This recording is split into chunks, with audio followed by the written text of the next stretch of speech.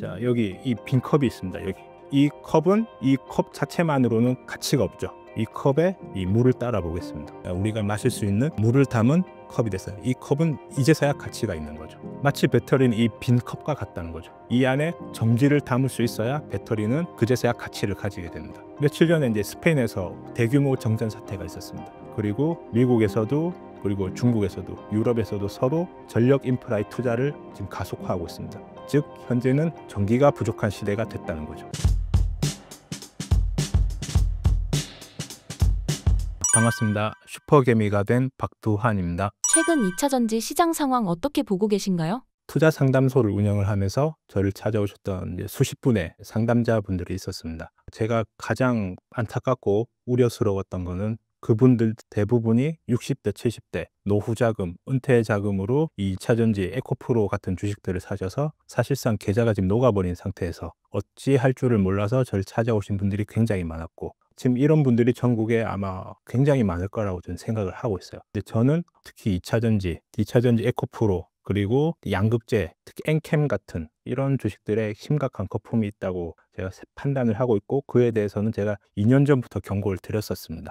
근데 이제 제가 예상했던 것보다 피해 상황이 훨씬 심각하기 때문에 그분들의 정확한 현실을 인지시키고자 오늘 2차 전지 특집을 제가 준비를 했고요. 자료를 보시면서 시작하겠습니다. 당장 손절해야 할 고평가 2차 전지 주식, 에코프로 그룹주와 PER 20이 넘어가는 양극재, 장비, 소재, 엔캠 등이 있습니다. 여러분들이 이제 2차 전지에 대해서 너무 좀 무능한 전문가들이 잘못된 정보를 퍼뜨리는 바람에 많은 분들의, 특히 60대, 70대의 노후 자금이 여기 들어가 있고 지금 굉장히 심각한 상황을 맞이하고 있고요. 근데 계속 이분들에게 희망파리 같은 그런 이야기를 하면서 계속 지금 많은 분들이 계좌가 지금 녹아내리고 있는데, 지금 현재 정확한 어떤 상황인지, 현재 트럼프는 이제 당선이 되었고 트럼프 재임 기간 동안은 전 2차 전지에 큰 시세가 날지 않을 거라고 생각을 하고 있습니다.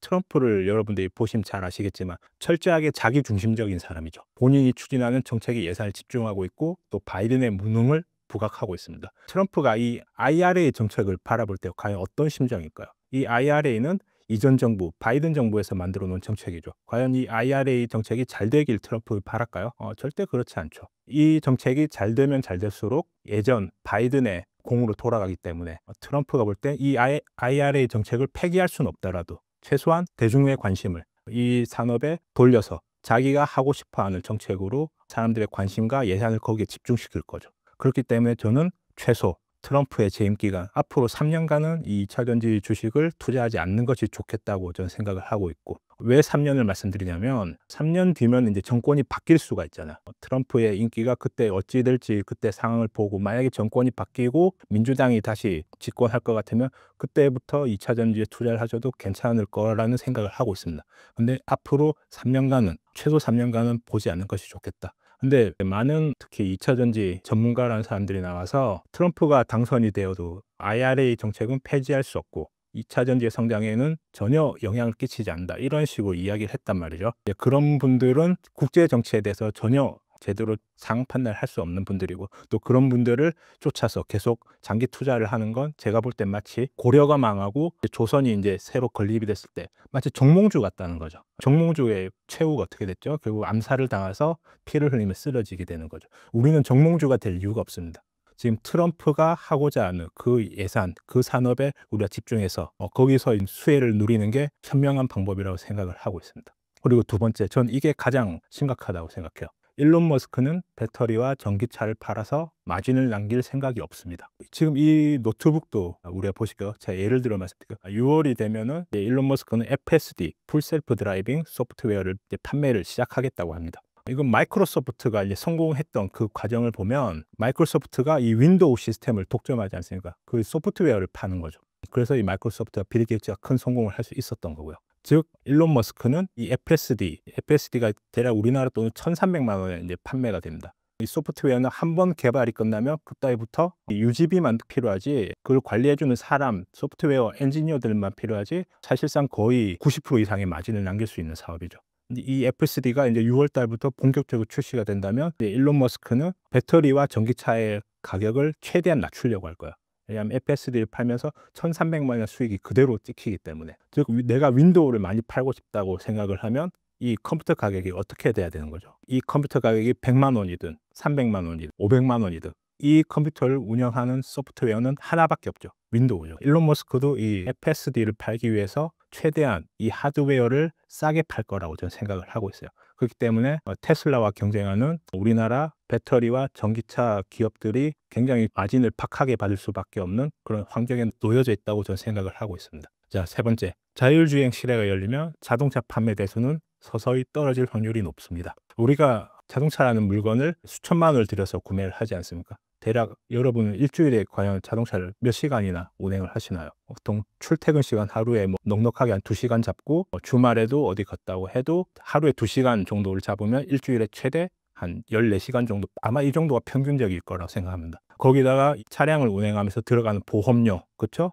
그다음에 세차, 각종 부품 교체 이런 것까지 생각을 하면 그 비용은 꽤 크죠. 근데 만약에 로보택시가 상용화가 되기 시작한다면, 그리고 현재 우리가 택시를 이용하는 가격의 3분의 1 수준으로 우리가 이 로보택시를, 자율주행 택시를 이용할 수 있다면 그때부터 세상은 급격하게 변할 거라고 생각을 하고 있습니다. 그래서 테슬라가 지금 그리고 있는 그 미래, 그걸 관찰해 보면 지금 우리가 많은 사람이 얘기했던 전기차의 시대가 열린다면 이건 1년에 평균 전 세계 팔리는 자동차 대수는 약 1억 대입니다. 그중에서 자동차의 자율주행 시대가 열리기 시작하면 전 그때부터 선진국을 중심으로 자동차 판매 대수는 계속 떨어질 거라고 저는 생각을 하고 있습니다. 그렇기 때문에 결국 2차 전지 배터리 사업도 지금 그 목표 설정이 전 잘못됐다고 생각을 하고 있어요. 네 번째, 배터리의 본질은 무엇일까요?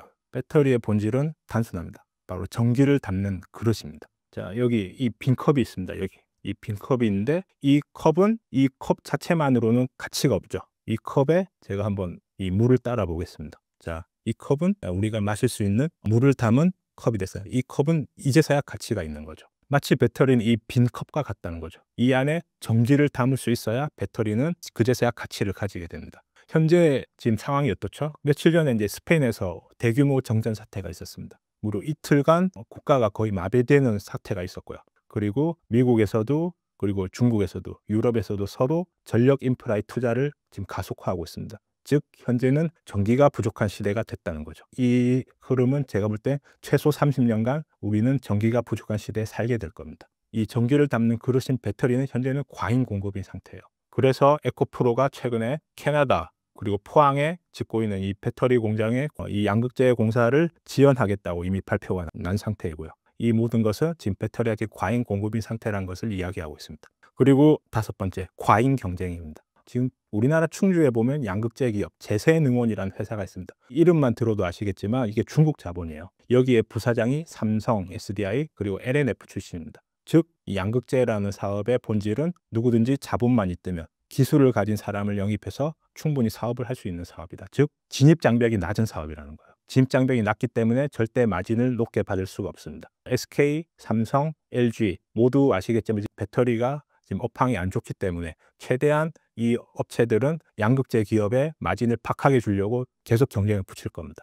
그렇기 때문에 향후 이 양극재 기업들이 수익이 저조할 거라고 예상을 하고 있습니다. 과연 제가 어떤 자격으로 지금 2차 전지에 대해서 함부로 이야기를 할 수 있나? 전 이미 2년 전부터 에코프로가 시총 30조일 때부터 저는 강력하게 경고를 드렸던 사람입니다. 이때 당시에 자료를 보시면 애널리스트들이 추정했던 에코프로의 영업이익 추정치가 23년 기준으로 4,200억, 지주산 당기순이익 지배를 보셔야 됩니다. 24년도에는 무려 5,200억을 찍혀 있다고요. 그리고 25년도에 7,500억. 애널리스트들이 그때 분위기에 휩싸여서 실적 전망치를 이렇게 지금 엉터리로 지금 만들어 놨던 거예요. 그래서 수많은 사람들이 그 광풍에 휩싸일 수밖에 없었고요. 지금 수많은 피해자들이 지금 양산이 되고 있습니다. 그리고 저는 2년 전에도 우리나라 유튜브에서 제가 최초로 트럼프 리스크에 대해서 말씀을 드렸었어요. 많은 2차 전지를 밀고 있는 많은 전문가들이 트럼프는 전혀 영향 끼치지 못할 거라고 얘기를 했지만 안타깝게도 제가 예측한 게 정확하게 맞아떨어졌죠. 그리고 트럼프는 바이든이 만든 IRA 정책을 최대한 대중의 관심을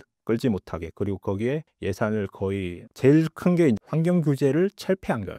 폐지한 거예요. 환경 규제를. 트럼프는. 제가 보는 상황은 지금 미국의 바이든의 말을 믿고 수십조 원을 들여서 미국에 투자한 우리나라 배터리 회사들은 지금 그 현지에 들어간 지금 투자하고 있는 그 배터리 양산 설비들은 지금 제가 볼 때 볼모로 잡힌 상황이에요. 지금 상황을 GM, 포드, 크라이슬러는 정확하게 알고 있고 지금 이미 수십조를 들여서 거기다 거대한 대출을 일으켜서 지금 금리까지 높은 상황인데 그 배터리 시설을 놀릴 수가 없는 거죠. 우리나라 입장에서는. 그렇기 때문에 이 미국 자동차 업체들은 배터리를 싸게 달라고 최대한 압박할 겁니다. 어차피 배터리를 수집 못하면 이 회사들이 망하기 때문이죠. 이 지금 어려운 상황에 지금 놓여져 있다. 그 근본적인 이유는 트럼프가 이 환경 규제를 철폐했기 때문이에요. 즉 바이든의 말을 믿고 들어가 우리나라 기업들이 지금 된통 당하게 된 거죠. 참 어려운 상황입니다. 그리고 가장 문제가 됐던 게 금량입니다. 금량. 저는 이제 금량에 대해서 작년부터 강하게 경고를 드렸었어요. 설사 이제 금량을 추천했던 그 전문가들의 말이 맞아서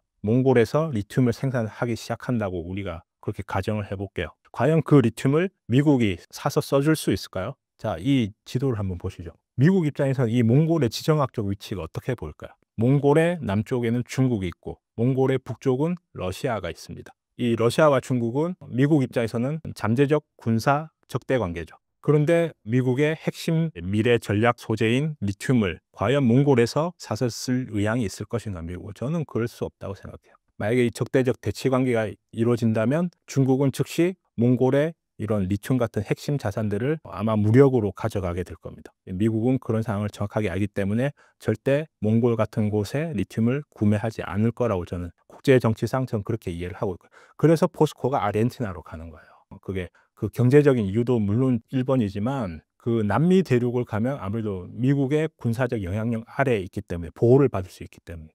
그래서 거기서 안정적으로 리튬을 생산하면 미국으로 납품할 수 있기 때문에 그래서 아르헨티나로 포스코가 가게 된 거죠. 그런 정치적인 이해관계도 없이 그런 상황을 정확하게 인지 못하는 사람들의 말을 듣고 막연하게 몽골에서 리튬을 생산한 거에 그런 좀 허황된 정보를 믿고 투자하신 분들이 피해가 지금 너무 심각하기 때문에 저는 그런 이야기를 한 정보는 무조건 걸러야 된다. 절대 믿고 따라가면 안 된다. 그 이야기를 좀 드리는 겁니다. 자, 현재 리튬 가격을 보시겠습니다. 리튬 가격이 한창 비쌀 때 거의 600불 근처에 갔었거든요. 근데 지금 현재 여기서 10분의 1 토막도 지금 더 난 상황입니다. 자, 금량이 몽골에 진출해서 리튬을 생산한다고 할 때가 리튬 가격이 한창 높을 때예요. 근데 지금 가격이 10분의 1로 더 빠졌는데 과연 지금 리튬을 생산하면 어떻게 될까요? 적자가 계속 누적될 거라고 생각을 합니다. 그런 상황에서 과연 리튬을 생산을 안 하는 게 전 그 회사를 위해서 더 낫다고 생각하고요. 왜 캐내면 캐낼수록 더 적자를 볼 테니까. 그러면 주주분들은 끊임없이 거기에 유상증자를 참여를 해야 될 것이고 또 뭐 CB, BW 등 그런 게 끊임없이 그런 것들이 나올 거라고 안타깝죠. 자, 금량은 어떤 업체였냐면 바로 발포제를 만드는 업체입니다. 이게 주업이라고요. 발포제는 어디에 쓰냐면 신발 밑창에 쓰이는 거예요. 발포제는 신발 밑창 만드는 회사 쉽게 얘기하면 과연 이 회사 업황이 어떨까요? 지금 신발 재료는 어느 국가로 다 넘어갔죠? 거의 베트남, 태국 이런 인건비가 싼 국가들로 다 넘어갔죠. 이런 기업이 배터리를 생산한다. 우리나라 지금 혹시 SK이노베이션 주가를 한번 확인해 보세요. 거의 10년 전 주가로 돌아갔습니다. 이 회사들이. SK라는 우리나라 굴지의 대기업이 왜 이렇게 어려운 상황에 지금 처하게 됐을까요? 그건 단순한 배터리에 수십조를 투자했기 때문에 배터리 수요 투자했는데 불구하고 아직까지도 영업이익을 제대로 뽑아내지 못하고 있습니다. 제가 볼 때는 그 SK가 배터리 투자를 잘못했기 때문에 지금 굉장히 그룹 전체가 지금 흔들리고 있는 상황이고요. 그런데 이런 신발 밑창 만드는 회사가 배터리를 제조하는 그런 능력이 있다. 저는 좀 상식적인 면에서 여러분들이 판단을 하셔야 된다고 생각해요. 이미 뭐 금량은 거래 정지가 됐기 때문에 더 이상 손을 쓸 수 없는 상황이고요. 참 안타까운 상황이 여러분들에게 현실을 보시고 상식적으로 판단하시면 절대 이런 엉터리 전문가들에게 낚일 일이 없다. 저는 그 말씀을 드리는 거예요. 자, 삼성 SDI 현재 상황을 보겠습니다. 삼성 SDI 현재 시총 12조고요. 어쨌든 이 기업은 적자 없이 장기적으로 실적을 지켜주고 있는 회사예요. 현재 시총은 대략 애널리스트 추정치 27년도는 당기순이익 재배가 1조 8천억을 예상을 하고 있습니다. 그러면은 대략 17년 예상 실적 기준으로 현재 주가는 PER 7 평가를 받고 있습니다. 근데 삼성 SDI 주가가 지금 2017년 수준으로 지금 돌아갔거든요. 2017년이면 그때 배터리에 대해서 인지하는 사람들 거의 없었어요. 근데 삼성 SDI가 그 수준까지 주가가 지금 돌아갔다고요. 그 이유는 무엇일까요? 자, 삼성 SDI를 지분을 가장 많이 투자하고 있는 주체는 바로 외국인입니다. 외국인은 왜 삼성 SDI 2017년 수준으로 주가를 밀어버렸을까? 그건 2차 전지가 장기 성장하는 그런 산업이 아니라 경기 순환 사이클 산업이라는 거예요. 즉 경기가 좋고 금리가 낮을 때는 전기차가 잘 팔리지 않겠습니까? 그러면 그때 실적이 확 좋아졌다가 지금처럼 고금리 상황에서 경기가 안 좋으면 자동차 판매가 부진하게 되면 그 재고가 쌓이고 적자가 난다는 거죠. 그런 산업에 결코 멀티플을 높게 줄 수 없습니다. 자, 에코프로를 보시겠습니다. 에코프로는 현재 시총이 7조입니다. 자, 에코프로의 문제는 기존 가지고 있는 돈을 버는 사업들을 모조리 다 상장을 시켰다는 거예요. 즉 에코프로는 정확하게 말하면 홀딩스입니다. 홀딩스. 자회사의 지분을 보유한 그냥 홀딩스일 뿐이에요. 그런 회사는 우리나라에서는 PER을 대략 2에서 3 정도로 줍니다. 이 홀딩스는 수익을 자회사로부터 로열티, 그 브랜드 사용권을 받고요. 그리고 자회사가 배당을 치면 그 배당의 유입돼요. 그게 홀딩스가 수익을 내는 유일한 방법입니다. 근데 에코프로 상황이 어떻죠? 지금 2차 전지 업황이 굉장히 어렵고 앞으로도 향후 몇 년간 돈 벌기가 굉장히 어려운데 지금 배당이 들어오나요? 배당 없죠. 브랜드 사용료도 얼마 안 됩니다. 에코프로 홀딩스가 실제 벌어들이는 돈은 얼마 안 된다는 거예요. 근데 이런 회사가 현재 시총이 7조다? 저는 너무나도 비싸 보여요. 지금 이 시총이. 과연 이 회사가 현재 배당 수익도 거의 없을 것이고 브랜드 사용료가 아마 얼마 안 될 건데 현재 시총 7조다? 저는 여기서 거의 최소 저는 이 회사가 시총이 1조 미만으로 내려올 거라고 생각을 합니다. 즉 현재 주가에서 7분의 1 토막이 날 거라고 생각을 하고요. 시간이 얼마 걸릴지 모르겠어요. 그래서 지금 에코프로 이런 주식에 지금 잘못된 정보를 믿고 여기에 물타기 하고 계신 분들은 지금이라도 즉시 손절하시는 게 맞다고 경고를 드리는 겁니다. 지금 에코프로 주가가 30만 원 하던 게 5만 원까지 빠졌죠. 그러면 이제 가격을 보는 사람들은 이게 싸다고 물타기를 합니다. 그럼 절대 그렇게 하면 안 됩니다. 왜냐하면 에코프로가 실제 내재 가치가 지금 시총에 비해서도 형편없이 싸기 때문이죠. 실제 이 정도의 가치를 받을 회사가 안 된다는 겁니다. 자, 여러분들이 기억하셔야 된다. 2년 전 배터리 광풍으로 인해서 에코프로 당기순이익 지배를 24년 기준 5,100억을 전망했던 애널리스트들 그리고 어떤 전문가들이 자칭 전문가들 그 누구도 여러분의 계좌를 책임지지 않습니다. 자, 에코프로 BM을 볼게요. 현재 시총이 약 10조입니다. 이 회사는 27년 애널리스트의 실적 전망치 기준으로도 27년에는 PR이 50이에요. 근데 에코프로 BM은 매출의 60%를 삼성 SDI에 의존하고 있습니다. 그리고 약 30% 정도를 SK온에 의존을 하고 있고요. 근데 매출 비중 60%인 즉 삼성 SDI가 갑이라는 거죠. 삼성 SDI는 27년 기준으로도 PR이 7밖에 평가를 못 받고 있습니다. 그런데 왜 에코프로 BM? 이건 을인데 을 회사가 갑보다 7배 이상 고평가 받을 이유는 전혀 없습니다. 그래서 현재 주가에서 7분의 1 토막이 나도 전혀 이상한 것이 아니라는 거죠. 우리나라에서 경기순환주는 일반적으로 PR이 4에서 10 수준으로 평가받고 있습니다. 예를 들면 하이닉스 같은 경우에는 PR이 5 정도 되는데요. 시총이 130조이고 25년 올해 예상되는 이익이 약 30조입니다. 엄청난 이익을 벌어들이고 있죠. 30조. 근데 이 회사가 받는 시총은 130조밖에 안 된다는 거예요. 하이닉스가 만약에 HBM을 안 만들어주면 엔비디아가 망합니다. 거의 그 정도 수준이. 그런 대단한 기술력을 보면 하이닉스조차도 우리나라에서는 PR이 4에서 5밖에 평가를 받지 못한다는 거예요. 삼성 SDI 현재 주가 수준을 보시면 거의 2017년 수준을 지금 돌아갔죠. 안타깝습니다. 이게 외국인이 보는 우리나라 배터리 산업의 미래라는 거예요. 자, 에코프로는 어떻죠? 에코프로는 2017년 지금 최저가 저 조그맣게 저 보이시나요? 1,078원이 찍혀 있죠. 저때 에코프로가 현재 에코프로보다 훨씬 가치 있는 회사였습니다. 그 이유는 저때 에코프로 안에 에코프로 BM도 있었고요. 에코프로 머터리얼 제 안에 다 있었어요. 그걸 지금 모조리 다 상장을 시켰죠. 근데 에코프로가 여전히 지금 5만 원 수준의 주가에 머물러 있다. 저는 여기에 상당한 좀 우려가 굉장히 좀 많이 걱정이 됩니다. 최소 저는 이 회사의 주가는 10,000원 밑으로 떨어질 거라고 예상을 하고 있습니다. 시간 언제가 걸릴지 모르겠어요. 점차 이 회사의 본질 가치가 사람들이 알게 되면서 주가가 많이 하락할 거라고 예상을 하고 있습니다. 자, 여기서 지금 제가 이제 수십 명의 상담자들을 대화를 하면서 제가 알게 된 이분들이 왜 투자의 실패로 이어졌냐. 아마 지금 많은 분들의 마음 상태도 이와 같을 거라 생각합니다. 투자의 실패로 이어지는 손실 회피 심리. 자, 언젠가는 올 것이다. 라는 헛된 희망이죠. 큰 손실과 오랜 보유 기간으로 인해서 집착이 발생하고 결과적으로 더 큰 손실로 이어지게 된다는 거죠.